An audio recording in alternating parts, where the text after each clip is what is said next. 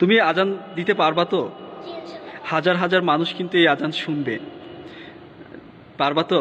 জি পারবো ইনশাআল্লাহ। ফুজুর দেখেন ওর যে মানে ড্রেস আপ আর ও যেভাবে বলছে মনে হয় ও পারবে, একটা সুযোগ দেওয়া যেতে পারে।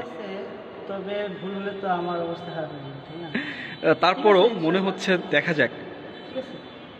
আচ্ছা ওকে জারিফ, তুমি কিন্তু সুযোগ পেয়েই গেছো আজান দেওয়ার, তো ওকে তুমি দাঁড়িয়ে যাও এখানে।